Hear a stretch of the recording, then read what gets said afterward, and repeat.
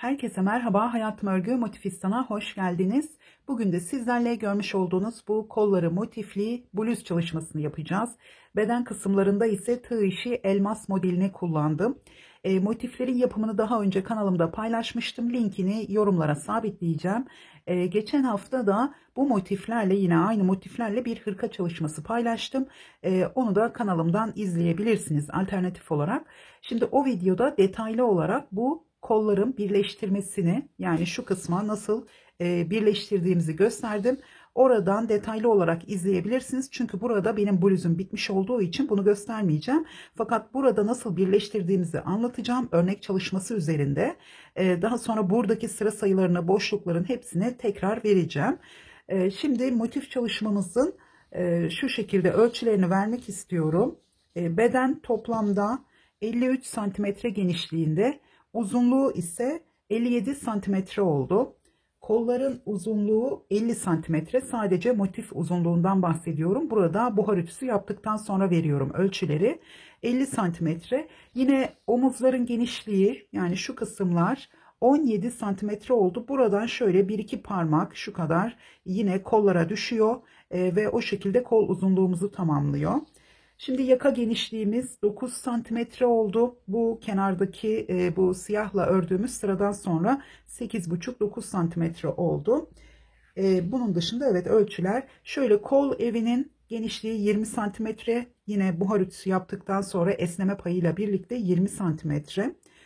Şimdi sizler örnek çalışmasını yaparken küçük notlar alabilirsiniz. Bu ölçülerle ilgili küçük notlar alabilirsiniz. Şimdi bu bedenimizin örnek çalışmasını yapacağım. Hemen onun üzerinde de yaka kesimini göstereceğim. Bunun dışında yine kollarda motiflerin birleştirmesini anlatacağım. Dediğim gibi detaylı bir şekilde birleştirmeyi görmek isterseniz yine hırkanın linkini de aşağıya bırakacağım. Çünkü aynı motiflerle yaptım. Oradan yine bakabilirsiniz. Burada dilerseniz bu küçük motiflerle çok farklı hırkalar, bluzlar tasarlayabilirsiniz. Dilerseniz böyle etek ucunda 2 sıra yine ya da 1 sıra motif çalışması yapıp üzerine örnek çalışması yapabilirsiniz. Ya da tamamını motiflerle yapabilirsiniz. Çünkü burada yine santim hesabından sanırım 5 tane motif yaptığınız zaman burada aynı santimi yakalayabilirsiniz. Ya da şu kısımlarda bakın, burada kolla birlikte 2 sıra aynı şekilde ön ve arkada motif çalışması yaparak çok farklı görünümde bluzlar elde edebilirsiniz. Evet, hazırsanız ve hemen aşağıdaki abone ol butonuna bastıysanız hemen örnek çalışmasının yapımına başlayalım. Modelimize başlarken ben biraz zinciri çektim. Burada zincirlerimiz sayısını vermiyorum. Örmek istediğiniz uzunluğa gelene kadar zincirlerinizi çekin. Hatta 10-15 santimetre de fazladan çekin. Çünkü ilk model sırasını kurduktan sonra toplama yapabilir. O yüzden fazladan zincirinizi çekin. Daha sonra bu sonda kalan fazla zincirinizi kesebilirsiniz. Hemen şimdi burada 1, 2, 3, 4, 5, 6. zincirin içine batıyorum ve bir ikili trabzan. Bir zincir, bir atlıyorum. İkinci zincirin içine yine bir ikili trabzan. Bir zincir, tekrar bir atladım. İkinci zincirin içine bir ikili trabzan. Bu arada ben zincirlerimi 4 milimetre tığ kullanarak çektim. 3,5 milimetre ile devam ediyorum. Şimdi burada 3 tane kutucuğumuz oluştu. Hemen sıradaki zincirin içine battım ve bir ikili trabzan. Tekrar sıradaki zincirin içine bir ikili trabzan. Yani 3 tane burada yan yana ikili trabzanımız oldu. Tekrar bir zincir. Hemen bir atlıyorum. İkincisinin içine bir ikili trabzan. Bir zincir. Tekrar bir atlıyorum. İkincisinin içine bir ikili trabzan. Burada da zincirlerimizi biraz gevşek çekelim. Tekrar bir zincir ve üçüncü kutucuğumu yapıyorum. Bir atlıyorum. İkincisinin üzerine hemen bir ikili trabzan. Şimdi tekrar sıradaki zincirin içine bir ikili trabzan. Sıradaki zincirin içine bir ikili trabzan. Bu şekilde ilk sırayı tamamlıyoruz. Hemen şöyle göstereceğim. 3 tane kutucuğumuz var. 3 tane de ikili trabzanımız var.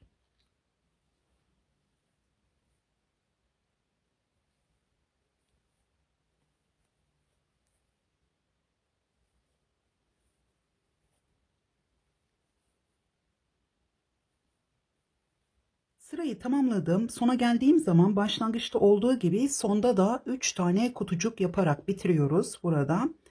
Ve burada gördüğünüz gibi benim de zincirlerim arttı. Çünkü modele devam edemedim az kaldığı için. Hemen buradan 1, 2, 3, 4 tane zincir çektim ve döndüm. İlk trabzanın üzerine batıyorum. Yine bir kutucuk yaptım. Tekrar bir zincir.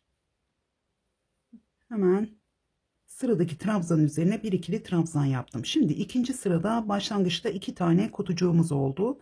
Sıradaki yani üçüncü kutucuğun içine bir ikili trabzan ve sıradaki trabzanların üzerine yine ikili trabzan yapıyorum. 2, 3. Tekrar sırada gelen şu ilk boşluğun içine bir ikili trabzan ve sırada gelen trabzanın üzerine de bir ikili trabzan yaptım. Şimdi burada toplamda 2, 4, 6, 7 tane trabzanımız oldu. Hemen devam ediyorum. Bir zincir, hemen sıradaki trabzanın üzerine bir ikili trabzan yaptım. Bu sırada bu şekilde aralarda hep bir kutucuğumuz olacak. Başlangıçta ve sonda da 2 kutucuğumuz olarak bitecek. Hemen sıradan devam ediyorum. Yine trabzanların üzerine ikili trabzan yapıyorum. Toplamda 7 tane ikili trabzanımız olacak. Yine ilk boşluğun içine bir ikili trabzan yaptım. Trabzanın üzerine de bir ikili trabzan yaptım. Şimdi tekrar arada bir tane boşluğumuz var. Ve yine 7 ikili trabzan yapıyorum.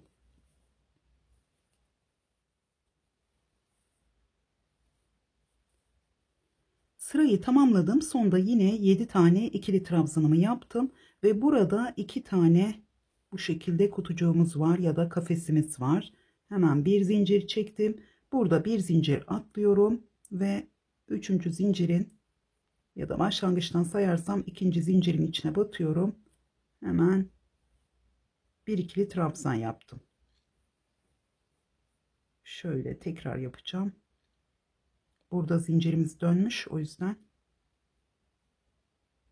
şuradan battım ve kenar trabzanımı yaptım. Evet, sonda 2 tane kutucuğumuz oldu. Başlangıçta 3 tane vardı. 1, 2, 3, 4 zincir çektim. Tekrar döndüm. Şimdi başlangıçta bakın bu şekilde yine 3 tane kutucuğumuz olacak. Bu 3. sırada. Tekrar bir zincir çektim. Bakın 2 tane kutucuğumu yaptım. Bir zincir. Şimdi burada bir tane atlıyorum. Diğerinin üzerine bir ikili trabzan. Yine ilk sırayı tekrar ediyoruz aslında. Ortadaki yani şu ilk sıradaki trabzanların üzerine yine 3. sırada trabzan yapıyoruz. Tekrar bir zincir, bir atlıyorum. Diğerinin üzerine bir ikili trabzan, bir zincir. Hemen bir atladım. Bir ikili trabzan, bir zincir, bir atlıyorum, bir ikili trabzan. Yine arada 3 tane oldu. Burada bu boş kutucuklarımızı mutlaka sayarak ya da dikkat ederek ilerleyelim. Çünkü modelimizin kurulumu doğru olmaz. Hemen sırasıyla 2 ikili trabzan yaptım. Tekrar devam ediyorum. Aralarda 3 tane kutucuğumuz var. Ve kutucukların arasında da 3 tane trabzanımız var. 3. sırayı tamamladım. Şimdi ilk model kurulumunu yapmış olduk. Modelimiz 6 sıranın tekrarından oluşuyor. Biz 6. sırayı tamamladıktan sonra hep ilk 3 sıra, ikinci 3 sıra şeklinde tekrarlayarak modelimiz ilerleyecek. 1, 2, 3, 4 zincir.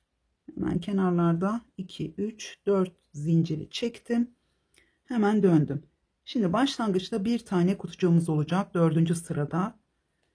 Hemen yanındaki boşluğa girdim. Bir ikili trabzan. Trabzanın üzerine bir ikili trabzan. Bakın burada her zaman 3, 2, 1 şeklinde pardon 3, 2, 3, 1 şeklinde devam ediyor. Bir zincir çektim. Şimdi 3 tane kutucuk yapacağız. Hemen sıradaki trabzanın üzerine bir ikili trabzan, bir zincir, tekrar bir trabzan atlıyorum. Diğerinin üzerine bir ikili trabzan, bir zincir ve 3. kutucuğumu yaptım.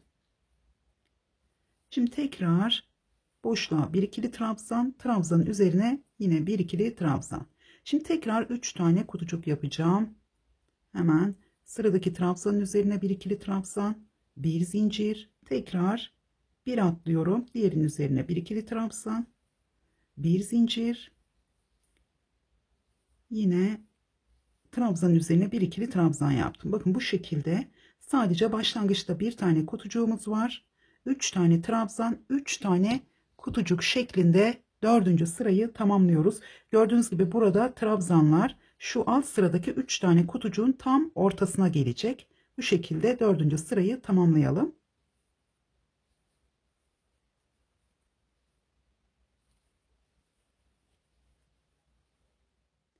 Dördüncü sırayı tamamladım. Gördüğünüz gibi son 2 sırada hep 3 tane kutucuk, 3 tane trabzan şeklinde ilerledik. Aslında bu ilk sırada yine modelimize şu ilk sırayı yaptık ama burada kaydırma yapmış olduk. Artık buradaki elmas modelimiz 2 tane elmasın ortasına gelmiş oldu. Şimdi 1, 2, 3 zincir çektim. 4 zincir çekmiyorum. 5. sıraya başlıyoruz. Şimdi burada ilk boşluğa batıyorum. Bir ikili trabzan. Yine 7 trabzan yapacağız. Sıradaki trabzanların üzerine yine 3 tane ikili trabzan. Sıradaki boşluğun içine bir ikili trabzan. Tekrar sıradaki trabzanın üzerine bir ikili trabzan. Bu şekilde 7 tane trabzanımız oldu. Bir zincir çektim. Şimdi bu sırada bu 7 tane trabzanlarımızın arasında her zaman bir tane kutucuğumuz olacak. Bakın o da buradaki elmasımızın üzerine gelmiş olacak. Şimdi sıradan yine devam ediyorum. 7 tane ikili trabzan yapıyorum. Hemen tamamladıktan sonra göstereceğim. Şöyle 6 ve 7 buradaki kutucuğun üzerine yaptım. Bakın bu şekilde. 5. sırayı da aralarda bir tane boşluğumuz olacak, 7 tane trabzanımız olacak şekilde tamamlıyoruz.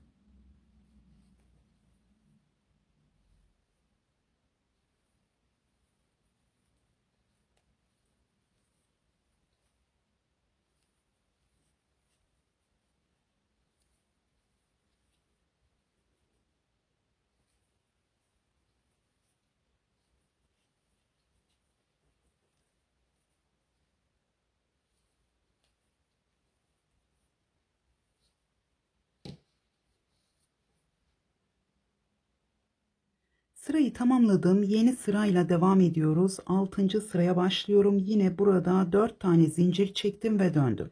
Şimdi başlangıçta bir tane kutucuk yapacağız. Hemen burada bakın. Bir atladım, ikincisinin üzerine. En baştakini saymadım. Hemen bir ikili trabzan yaptım. Şimdi sırasıyla 2 ikili trabzan. Yine model sıramızı tamamlıyoruz. Tekrar bir zincir. Yine arada 3 tane kutucuğumuz olacak. Yani boş kutucuğumuz olacak. Bir zincir çektim. Tekrar sıradakinin üzerine bir ikili trabzan. Şimdi 7 trabzanımızı 3'e düşürüyoruz. Bir atlıyorum. Yine burada tam ortasına 3 tane ikili trabzan yapıyorum. Bu şekilde tekrar bir zincir, arada 3 tane boşluğumuz olacak. Sıradan devam ediyorum.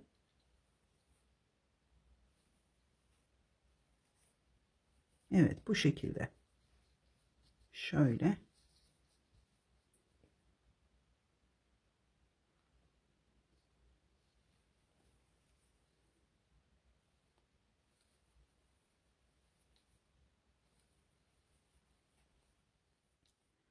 Evet, 6. sırayı tamamladım ve modelimizin kurulumu da bitmiş oldu. Bundan sonra hep ilk 3 sırayı tamamladıktan sonra ikinci 3 sırayı tekrar ederek ilerleyeceğiz. Hemen burada başlangıçta göstereceğim.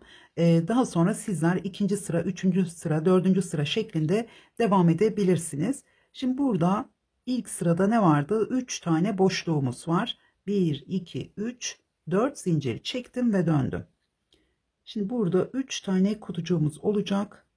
Bir, hemen bir trabzan atladım. Diğerinin üzerine 2, bir zincir ve 3. kutucuğumu yaptım. Şimdi tekrar boşluğa bir ikili trabzan, trabzanın üzerine bir ikili trabzan.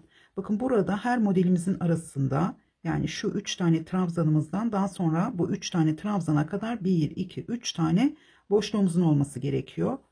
Hemen bir zincir çektim. Şimdi sırasıyla 3 tane kutucuk yapıyorum. Şimdi ben burada detaylı anlatıyorum ama aslında çok kolay. Mesela şu son 2 sıra her zaman 3 kutucuk 3 trabzan şeklinde ilerliyor. Sizler sıralarda böyle gördüğünüz kutucuklara göre hemen ilerliyorsunuz. Yani alıştığınız zaman gerçekten çok kolay takip etmesi. Bu son 2 sırada 2 sıra aralarda bu şekilde 3 kutucuk 3 trabzan şeklinde denk geliyor ve çok fazla da ip gitmiyor aslında. Şimdi ben de şaşıracağım böyle konuşurken. Evet, ilk sıramıza başlamış olduk. Şimdi burada şöyle şaşırabilirsiniz. Kaydırmayı unutup bakın burada hemen 3 tane trabzanı gördüğünüz için sağ ve soluna trabzan yaparak 7'ye tamamlarsanız burada hep elmaslarınız üst üste gelir. Ayrıca da bu 3 tane trabzanla yeni sıradaki trabzanlar bitişmiş olur ve o şekilde güzel görünmez. O yüzden bu şekilde kaydırma yaptığımız zaman daha hareketli bir görünüm elde ediyoruz. Evet, ben 2 sıra daha ördüm. Sanırım yeterli. Hemen örnek parçası üzerinde yaka kesimini göstereceğim. Şimdi örnek çalışmasına başlarken burada kaç santimetre örmek isterseniz ona göre zincirlerinizi çekin demiştim. Bir modelde şöyle fazladan yapabilirsiniz hatta. Yani burası 50 santimetre olduysa bir model fazladan yapın. Biraz toplama payı olabilir. O yüzden burada şöyle modelinizi fazla yapabilirsiniz. Ya da şöyle biraz esneterek ölçün. Tam istediğiniz ölçüde ise elinizde sıkı değilse aynı şekilde yine devam edebilirsiniz. Şimdi ben L beden olarak çalıştığım için burada enine 12 tane elmas modelim var. Boyuna da 16 hatta 15,5 elmas modelim var. Çünkü sonda şöyle elmas modelimin 2 sırasını yaptıktan sonra bitiriyorum. 16.sı yarım olmuş oluyor. 16 tane elmas modeli yaptım.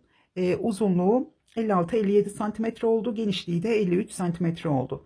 Sizler medium beden için çalışıyorsanız bir elmas modeli eksik yapabilirsiniz. Bakın buradan aynı iple çalışıyorsanız ya da ipiniz daha kalın olabilir. Daha kalınsa yine santim hesabına bakarak hesaplayacaksınız o zaman. O yüzden ben şimdi aynı iple ya da santim hesabına göre böyle bir fikir olsun diye size modellerin sayısını veriyorum. Yoksa santime göre çalışmanız daha sağlıklı. Şimdi burada ben şu arada 2 tane elmas modeli bırakacağım. Hatta şöyle biraz da içeriye gireceğim. 2 tane elmas modeli bırakacağım. Çünkü 4 model üzerinde örnek çalışmamız. Bluzun üzerinde ise burada 4,5 model bırakmışım. Çünkü şuradan içeriye girerek kesme yapıyoruz. Burada da buradan içeriye girerek kesme yapıyorum. Large beden için 9 santimetre bıraktım. Arada sizler de kullanmış olduğunuz ipe göre ölçebilirsiniz. Aynı sayılarda olmak zorunda değil buradaki elmas modelimiz.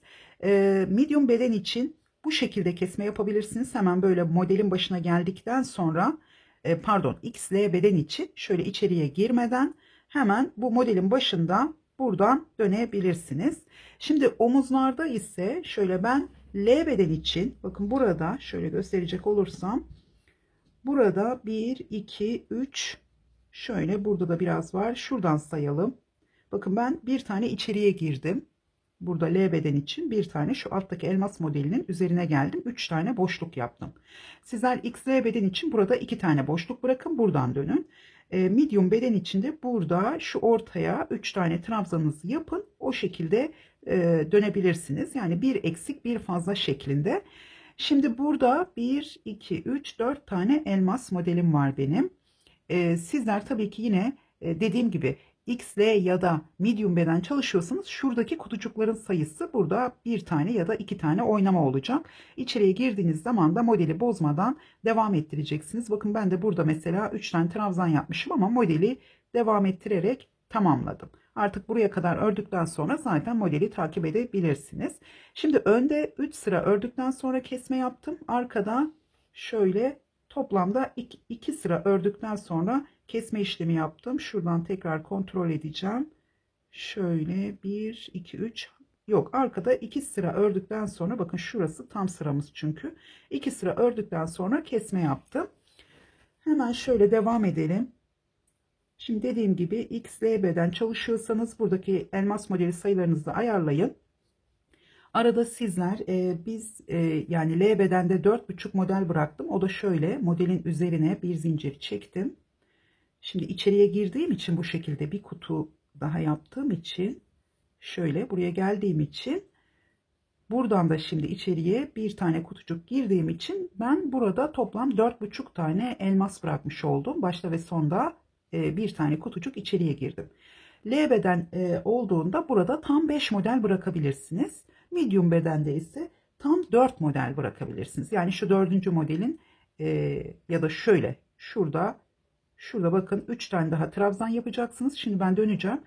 Burayı tamamlayacaksınız. Bir tane fazla kutucuk yaptığınız zaman dönebilirsiniz. Ya da medium beden 8 cm, L beden için 9 cm ya da XL beden için 9,5 cm şeklinde bırakabilirsiniz. Tabii ki bunlar benim vermiş olduğum yaklaşık ölçüler. Sizler kendi bluzlarınızda, hırkalarınızda ölçerek de devam edebilirsiniz. Şimdi buradan dönüyorum. Hemen modelimizi devam ettireceğim. Şimdi burada elmas modelimi tamamlamışım.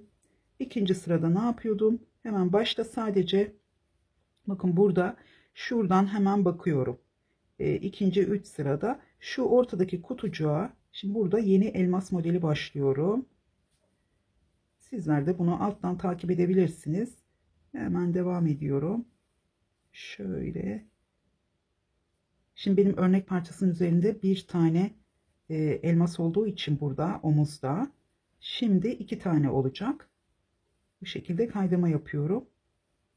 Tekrar şöyle bir zincir çekmiyorum. Hemen sondan bir öncekine yine trabzan yapıyorum. Bir zincir ve tekrar bir kutucuk.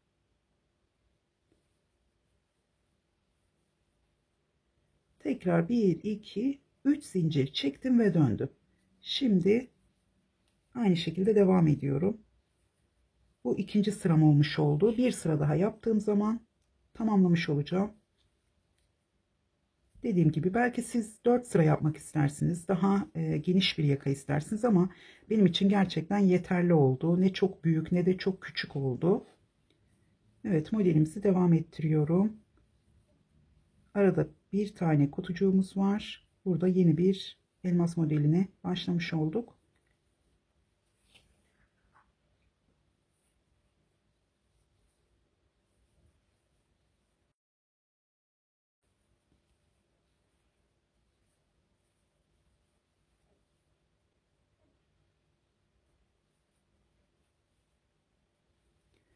Evet, şöyle sırayı tamamladım. Tekrar 4 zincir çekiyorum. Çünkü kutucukla başlayacağım. Hemen döndüm.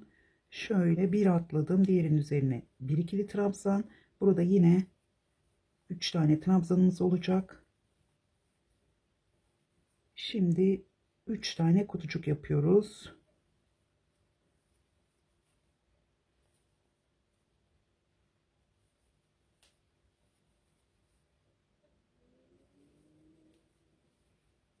Yine ortaya geldim. Burada 3 tane ikili trabzan. Tekrar bir kutucuk. Evet, 3. sırayı tamamlamış oldum. Evet, şöyle. Pardon, burada 4 sırayı tamamlamışım. Gördüğünüz gibi 1, 2, 3 şöyle. Zaten anlatırken de söylemiştim başta yarım bitecek elmasımız diye. Şöyle. Bu şekilde tamamlıyoruz. Hemen bir zincir çekip ipimi kesiyorum. Şimdi diğer tarafta da yine aynı şekilde ipimi bağlayacağım. Ön yüzden başlayacağım. Aynı şekilde görünmesi için hemen tığıma bir ilmek atıyorum. Burada bir tane içeriye girmiştim. Şuradan başlayacağım. Bir tane içeriye girerek kutucuk yapacağım. Şöyle bir sık iğne, 2, 3 zincir çektim. Burada 4 tane zincirimiz oldu. Hemen devam ediyorum. Yine burada modelimizi devam ettirdiğim için 3 tane kutucuk yapıyorum. Diğer tarafta olduğu gibi. Şimdi ben burayı tamamlayıp tekrar geleceğim.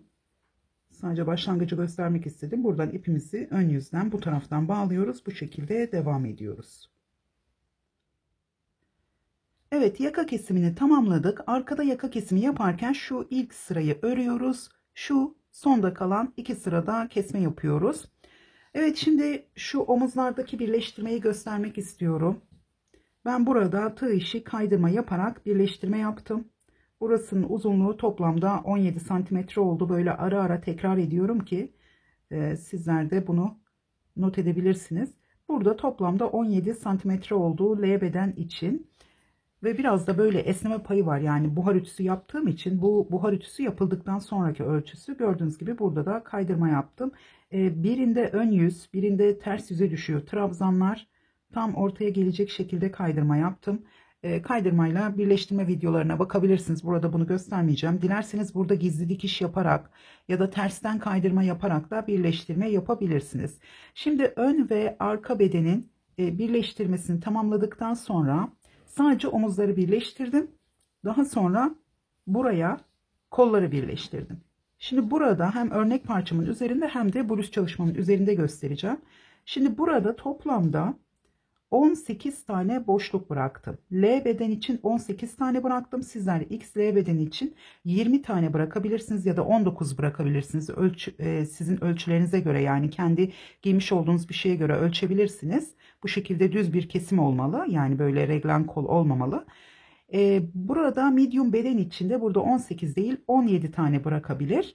Bu şekilde sayıları veriyorum. Tabii ki bunu medium değil de S beden için düşünürseniz de yine bir tane eksilteceksiniz. XX large için düşünürseniz de 2 tane arttıracaksınız. Ben şimdi ortadaki bedeni yaptığım için bir öncesini bir sonrakine veriyorum. Aynı mantıkla arttırma ya da eksiltme yapabilirsiniz. Şimdi diğer motifli hırka videosunda da burayı detaylı bir şekilde anlattım. Burada da tekrar anlatacağım. Şimdi ben motiflerin orijinal sıralarına göre ördüm. Bakın 3 tane köşemiz var. Bu sıraları motifleri bitirdim. Daha sonra zincirle örerek birleştirme tekniğini kullandım. Çünkü bu zincirle araya bir sıra daha pay verdim şu arada. Yani şu kenarların boşluğunu bir sıra daha, birkaç tane daha arttırmış oldum. Sizler medium beden yapıyorsanız buraya aynen videoda gösterdiğim gibi son sırada birleştirme tekniğiyle, örerek birleştirme tekniğiyle birleştirebilirsiniz. Ya da bir sıra fazla örerek L bedende yine örerek birleştirme tekniği yapabilirsiniz. Yani son sırada birleştirerek örüyorsunuz. Ya da XL beden için yine 2 sıra, burada 5 tane olacak şekilde örerek yine son sırada birleştirme yaparak motifleri birleştire toplamda 40 tane motifimiz var. Bu şekilde birleştirerek devam ediyoruz. Şurada birleştirme yapmıyoruz. Kola ekledikten sonra burayı birleştiriyorum. Daha kolay oluyor. Şimdi ben nasıl birleştirdim? Ben burada motifi tamamladım. Videoda anlattığım gibi. Daha sonra bütün motifleri birbirine dikdörtgen bir parça olacak şekilde, yani 4 tane enine 5 tane de boyuna olacak şekilde burada bütün motifleri zincirle birleştirdim. Şöyle bakın. Hemen size şöyle, elimde biraz da motif var, onları da göstermek istiyorum. Bu şekilde farklı renk denemeleri yaptım. Diğer zaten hırka videosunda da motiflerin sadece ortasında siyah rengi kullanmadım. Sadece ortasında değil, bir sıra ördükten sonra arada da yine ortada kullanmış olduğum renkle tamamladım. Orada da motifimizin görünümü daha farklı oldu. Şimdi burada hemen şöyle motiflerin üzerinde göstereceğim. Biraz fazla renk oldu ama burada çünkü size hemen göstermek istiyorum. Şimdi ben motifleri bu şekilde 3 sıra yaparak tamamladım. Yani şurada 3 köşe yaparak tamamladım. Daha sonra zincirle birleştirme yaptım. Hepsini birbirine birleştirdim. Nasıl başlıyorum? Şimdi böyle köşenin içine battım. Bir sık iğne yaptım. 1, 2, şöyle. Köşeden köşeye birleştirme yapacağım. Bir zincir çektim. Buraya geldim. Köşenin içine battım. Bir sık iğne yaptım. Bir zincir çektim. Tekrar buraya geldim. Tekrar bir zincir çektim.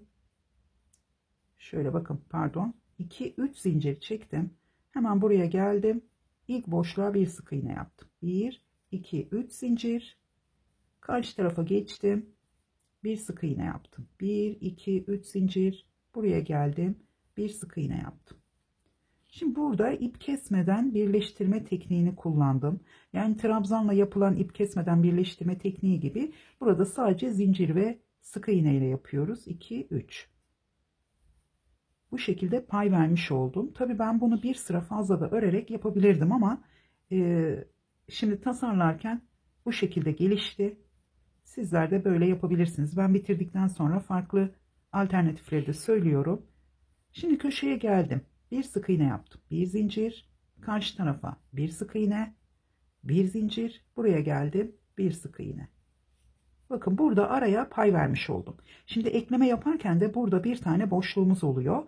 Bu da önemli. Burada bir tane boşluğumuzu arttırmış oluyoruz. Şimdi ekleme yaparken motiflerimizin şu boşluklarını bakın hesaba katarak ekleme yapıyoruz. Sizler bu şekilde benim gibi zincirle birleştirme yapmazsanız böyle motiflerinizi son sıralarda birleştirdiğiniz zaman yine bütün etrafına bir sıra, yani tamamen motifleri birleştirdiniz, örerek birleştirme yaptınız, böyle zincirle değil. Şu anda da çok kötü göründü buradaki renk ama daha iyi görebilirsiniz aslında bu şekilde de. Hepsini birleştirdikten sonra etrafına bir sıra bu şekilde bir sık iğne, 3 zincir, bir sık iğne, 3 zincir, köşelerde de bir sık iğne, 3 zincir, bir sık iğne. Yine aynı şekilde bir sıra yaparak da buradaki boşlukları çoğaltabilirsiniz. Şu anda burada 2 tane şöyle bakın örerek birleştirme yaparsanız videoda olduğu gibi 1, 2, 3, 4, 5, 6, 7, 8, 9, 10, 11, 12 tane boşluk oluyor. Bizim kolumuzda L beden için 18 tane boşluk var. Ben zincirle birleştirme yaptığım için burada toplamda 15 tane boşluk oldu. Şöyle aralara gelen boşluklar oldu.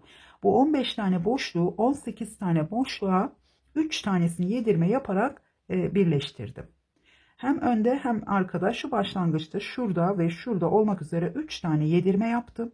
Bu yedirme işlemini diğer hırka videomda kol bölümüne çekersiniz videoyu. Orada gösteriyorum. O şekilde aynı şekilde yapılıyor burada da. Çünkü orada da farklı bir tığ işi örnek çalışması var. Yine kutucuklarımız var. Orada daha detaylı bakabilirsiniz. Tekrar dinleyebilirsiniz. Evet, burada bu şekilde devam ediyoruz. Etrafından geliyorum. Buraya geldikten sonra burada 3 zincir çekiyorum. Tekrar şöyle diğer motifi getireceğim. Buraya sık iğne, tekrar karşılıklı birleştirerek devam ediyoruz. Evet, hangisi kolayınıza gelirse o şekilde birleştirme yapabilirsiniz. Evet, detaylı bir şekilde anlatmaya çalıştım tekrar ederek. Eğer yavaş geldiyse videonun ayarlarından hızlandırabilirsiniz. Hızlı geldiyse yavaşlatabilirsiniz. Şimdi burada 18 boşluğa dediğim gibi bir başlangıçta, bir ortada, bir tane de burada yedirme yapıyoruz. Sizler de buradaki mantığa bakarak yine medium ya da XLB'den çalıştığınızda 3 tane boşluğunuzun motif boşluğuna fazla gelmesi gerekiyor. Daha fazlası değil. Yani burada 15 olup burada 20 tane boşluğunuz olursa o zaman burada potluk oluşur. Sadece 3 tane boşluğunuzun fazla gelmesi gerekiyor. Bunun için de motifleri örerek birleştirseniz bile son sıralarında dediğim gibi 12 boşluk vardı. En son sırada dikdörtgen parçamızın etrafına, yani şu kolumuzu birleştirmiş olarak değil, açık bir şekilde kabul edelim. En sonunda hepsinin etrafına 3 zincir bir sık iğne şeklinde yaparak da yine burada boşlukları, hatta şöyle ilk sırayı yaparsınız, bakarsınız burada 12 değil 15 olduğunda ya da sizin yapmış olduğunuz kol boşluğuna göre fazla olduysa ona göre devam edersiniz. Ya da deneyimli arkadaşlar, sizler farklı fikirlerde geliştirebilirsiniz. Bu şekilde kol birleştirmesini yapıyoruz. Şu alttaki birleştirmeyi de yine bir zincir bir sık iğne şeklinde yaptım. Bunu da diğer videodan bakabilirsiniz ama yine de şöyle kısa bir anlatım yapacağım. Şimdi burada yedirme işlemleriyle birlikte onu gösteremiyorum. Videomuz yeterince uzadı. Şimdi burada bir zincir bir sık iğne tekniğiyle bir zincir bir sık iğne, bir zincir bir sık iğne şeklinde birleştirme yaptım. Daha sonra birleştirmeyi başladığım yere ters yönde geldikten sonra isterseniz bedene doğru, isterseniz de kola doğru ilerleyebilirsiniz. Bakın burada da yine aralarda şöyle bir zincir bir sık iğne. Motifleri birleştirirken 3 zincir bir sık iğne ya da orada sizler genişliğine göre 2 zincir bir sık iğne şeklinde de devam edebilirsiniz. Bu şekilde önce bedene doğru indim ben. Çünkü döndürmesi çok zor oluyor. Şöyle burada kolları birleştirdim. Bedene bu şekilde bir sık iğne bir zincir şeklinde birleştirme yaptım. Çok güzel oldu. Çok az bir pay vermiş oldum. Dikerek birleştirmedim. Bu şekilde tığ işinde dikerek birleştirme çok güzel durmuyor. Ama sizler öyle yapabilirsiniz. Burayı bitirdikten sonra ipimi buradan bağladım. Tekrar kol ucuna kadar birleştirme yaparak tamamladım. Kolunuzu giyin, ölçün. Bana tam geldi L beden olarak. O yüzden sadece son sırada bu şekilde tığ işi çalıştım. Hemen onu da göstereceğim diğer kolun üzerinde. Evet, hırkamızın anlatımı bu kadar. Eğer eksik bir bilgi verdiysem bana yorumlarda sorabilirsiniz. Bazen bir saat içerisinde, bazen de bir gün içerisinde hemen yanıtlıyorum. O yüzden bana yorumlarda sorabilirsiniz. Evet, şimdi kolumuzun kenar çalışması, yani yine yakanın kenar çalışmasıyla devam edeceğiz.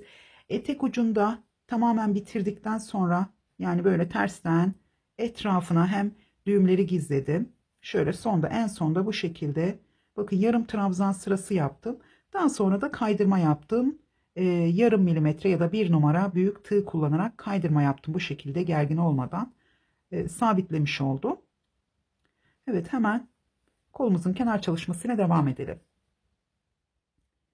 Evet, kenar çalışmamızla devam ediyoruz. Bu kenar çalışmasını yakada da yaptım. Etek ucunda yapmadım. Sizler isterseniz etek ucunda da yapabilirsiniz. Şimdi şöyle birleştirme noktasından başlıyorum ve ipleri de gizleyeceğim. Burada hemen burada motifleri birleştirirken arada da boşluklarımız olduğu için şöyle ipimi çektim. Tığıma da bir ilmek attım.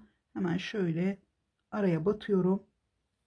Buraya battım ve bir sık iğne yaptım. Yani direkt sık iğne yaparak başladım. Şimdi 1, 2, 3 zincir çektim. Aynı yere tekrar bir sık iğne yapıyorum. Arada 2 zincirimiz var. Şimdi bir tane boşluğa, yani sıradaki boşluğa atlıyorum. Burada çok kısa olduysa boşluğunuz, ikinci boşluğa da atlayabilirsiniz. Yani bunu gergin olursa biraz daha ileriye doğru yapabilirsiniz. Bakın hemen sıradaki boşluğa atladım. 3 zincir, tekrar aynı yere bir sık iğne yapıyorum. Şimdi tekrar 2 zincir, sıradaki boşluğa atladım. Bir sık iğne, yine 3 zincir, aynı yere tekrar bir sık iğne. Dilerseniz burada aralarda bir zincir de çekebilirsiniz elinizin yapısına göre. Tekrar 1 2 zincir çektim, sıradaki boşluğa geldim, bir sık iğne, 3 zincir, tekrar aynı yere bir sık iğne, 2 zincir, sıradaki boşluğa atlıyorum, bir sık iğne, 3 zincir, tekrar aynı yere bir sık iğne, 2 zincir, sıradaki boşluğa atladım, bir sık iğne, 3 zincir, aynı yere tekrar bir sık iğne. Evet, bu şekilde devam ediyoruz. Dediğim gibi şu aralarda, yani biraz da zaten volanlanma yaparsa daha güzel duruyor. Çok fazla değil ama bu şekilde tamamlıyoruz. Dediğim gibi sizler etek ucunda da aynı şekilde devam edebilirsiniz. Buraya geldiğimiz zaman şöyle şuradaki boşluğa sonuncusunu yaptıktan sonra ya da bir öncesine hemen burada 2 zincir çekip buradaki ilk başlamış olduğumuz sık iğnenin üzerine kaydırmayla bağlayıp ipimizi kesiyoruz. Evet, kenar çalışmamız da bu şekilde. Bluzumuzun anlatımını tamamladık. İzlediğiniz için teşekkür ediyorum. Umarım beğenmişsinizdir. Beğendiyseniz beğen butonuna basmayı ve yorum bırakmayı unutmayın. Tekrar görüşünceye kadar hoşça kalın.